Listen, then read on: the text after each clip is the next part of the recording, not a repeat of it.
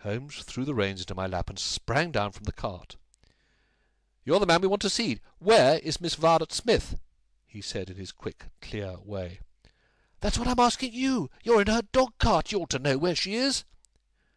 "We met the dog-cart on the road. There was no one in it. We drove back to help the young lady." Good Lord, what shall I do?" cried the stranger in an ecstasy of despair. "They've got her, that hell-hound Woodley and the blackguard parson. Come, man, come, if you really are her friend. Stand by me and we'll save her, if I have to leave my carcass in Charlington Wood." He ran distractedly, his pistol in his hand, towards a gap in the hedge. Holmes followed him, and I, leaving the horse grazing beside the road, followed Holmes. "This is where they came through," said he, pointing to the marks of several feet upon the muddy path. "Hello! Stop a minute. Who's this in the bush?" It was a young fellow about 17, dressed like an ostler, with leather cords and gaiters. He lay upon his back, his knees drawn up, a terrible cut upon his head. He was insensible, but alive. A glance at his wound told me that it had not penetrated the bone. "Ah, that's Peter the groom," cried the stranger. "He drove her. The beasts have pulled him off and clubbed him. Let him lie. We can't do him any good. We may save her from the worst fate that can befall a woman."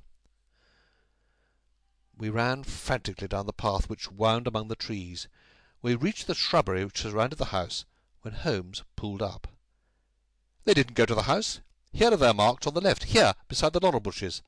"Ah, I said so." As he spoke, a woman's shrill scream, a scream which vibrated with a frenzy of horror, burst from the thick green clump of bushes in front of us. It ended suddenly on its highest note with a choke and a gurgle. This way! They're in the bowling alley!" cried the stranger, darting through the bushes. "Ah, the cowardly dogs! Follow me, gentlemen! Too late, by the living Jingo!" We had broken suddenly into a lovely grey glade of greensward, surrounded by ancient trees. On the farther side of it, under the shadow of a mighty oak, there stood a singular group of 3 people. One was a woman, our client, drooping and faint, a handkerchief round her mouth. Opposite her stood a brutal, heavy-faced, red-moustached young man, his gaitered legs parted wide, one arm akimbo, the other waving a riding-crop, his whole attitude suggestive of triumphant bravado. Between them, an elderly, grey-bearded man, wearing a short surplice over a light tweed suit, had evidently just completed the wedding service, for he pocketed his prayer-book as we approached, and slapped the sinister bridegroom upon the back in jovial congratulation. "They're married?" I gasped. "Come on!" cried our guide. "Come on!" He rushed across the glade, Holmes and I at his heels. As we approached, the ladies staggered against the trunk of the tree for support. Williamson, the ex-clergyman, bowed to us with mock politeness, and the bully, Woodley, advanced with a shout of brutal and exultant laughter. "You can take your beard off, Bob," said he. "I know you right enough. Well, you and your pals have just come in time for me to be able to introduce you to Mrs. Woodley." Our guide's answer was a singular one. He snatched off the dark beard which had disguised him and threw it on the ground, disclosing a long, sallow, clean-shaven face below it.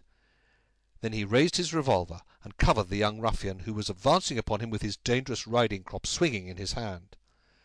"Yes," said our ally, "I am Bob Carruthers, and I'll see this woman righted if I have to swing for it. I told you what I'd do if you molested her, and by the Lord I'll be as good as my word." "You're too late. She's my wife." "No, she's your widow." His revolver cracked, and I saw the blood spurt from the front of Woodley's waistcoat. He spun round with a scream and fell upon his back, his hideous red face turning suddenly to a dreadful mottled pallor. The old man, still clad in his surplice, burst into such a string of foul oaths as I have never heard, and pulled out a revolver of his own. But before he could raise it, he was looking down the barrel of Holmes's weapon. "Enough of this," said my friend coldly. "Drop that pistol. Watson, pick it up. Hold it to his head. Thank you. You, Carruthers, give me that revolver. You will have no more violence. Come, hand it over." "Who are you, then?" "My name is Sherlock Holmes." "Good Lord!"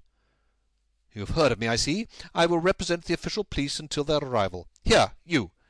he shouted to a frightened groom who had appeared at the edge of the glade. "Come here. Take this note as hard as you can ride to Farnham."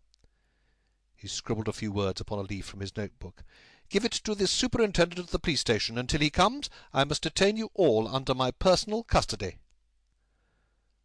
The strong, masterful personality of Holmes dominated the tragic scene, and all were equally puppets in his hands. Williams and Carruthers found themselves carrying the wounded Woodley into the house, and I gave my arm to the frightened girl. The injured man was laid on his bed, and at Holmes' request I examined him. I carried my report to where he sat in the old tapestry-hung dining-room with his two prisoners before him. "He will live," said I. "What!" cried Carruthers, springing out of his chair. "I'll go upstairs and finish him first. Do you tell me that that girl, that angel, is to be tied to roaring Jack Woodley for life?" "You need not concern yourself about that," said Holmes. "There are two very good reasons why she should under no circumstances be his wife. In the first place, we are very safe in questioning Mr. Williams's right to solemnize a marriage." "I have been ordained," cried the old rascal. "And also unfrocked." "Once a clergyman, always a clergyman." "I think not. How about the licence?" "We had a licence for the marriage. I have it here in my pocket." "Then you got it by a trick. But in any case a forced marriage is no marriage. But it is a very serious felony, as you will discover before you have finished. You'll have time to think the point out during the next 10 years or so, unless I am mistaken. As to you, Carruthers, you would have done better to keep your pistol in your pocket." "I begin to think so, Mr. Holmes. But when I thought of all the precaution I had taken to shield this girl, for I loved her, Mr. Holmes, and it is the only time that ever I knew what love was, it fairly drove me mad to think that she was in the power of the greatest brute and bully in South Africa, a man whose name is a holy terror from Kimberley to Johannesburg. Why, Mr. Holmes, you'll hardly believe it, but ever since that girl has been in my employment, I never once let her go past this house, where I knew the rascals were lurking, without following her on my bicycle just to see that she came to no harm. I kept my distance from her, and I wore a beard so that she should not recognize me, for she is a good and high-spirited girl, and she wouldn't have stayed in my employment long if she had thought that I was following her about the country roads." "Why didn't you tell her danger?" "Because then again she would have left me, and I couldn't bear to face that. Even if she couldn't love me, it was a great deal to me just to see her dainty form about the house, and to hear the sound of her voice." "Well," said I, "you call that love, Mr. Carruthers, but I should call it selfishness." "Maybe the two things go together. Anyway, I couldn't let her go. Besides, with this crowd about, it was well that she should have someone near to look after her. Then, when the cable came, I knew they were bound to make a move." "What cable?" Carruthers took a telegram from his pocket. "That's it," said he. It was short and concise. "The old man is dead." Said Holmes. "I think I see how things worked, and I can understand how this message would, as you say, bring them to a head.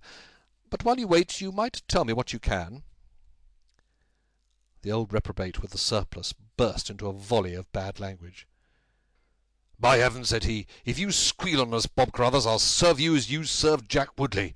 You can bleat about the girl to your heart's content, for that's your own affair. But if you round on your pals to this plain-clothes copper, it will be the worst day's work that you ever did." "Your reverence need not be excited," said Holmes, lighting a cigarette. "The case is clear enough against you, and all I ask is a few details for my private curiosity. However, if there's any difficulty in your telling me, I'll do the talking, and then you will see how far you have a chance of holding back your secrets. In the first place, 3 of you came from South Africa on this gain. You, Williamson, you, Carruthers, and Woodley." "Lie number 1," said the old man. "I never saw either of them until 2 months ago, and I've never been in Africa in my life. So you can put that in your pipe and smoke it, Mr. Busybody Holmes." "What he says is true," said Carruthers.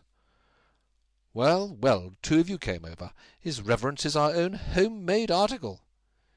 You had known Ralph Smith in South Africa. You had reason to believe he would not live long. You found out that his niece would inherit his fortune. How's that, eh?" Carruthers nodded, and Williamson swore. "She was next of kin, no doubt, and you were aware that the old fellow would make no will." "Couldn't read or write," said Carruthers. So you came over, the two of you, and hunted up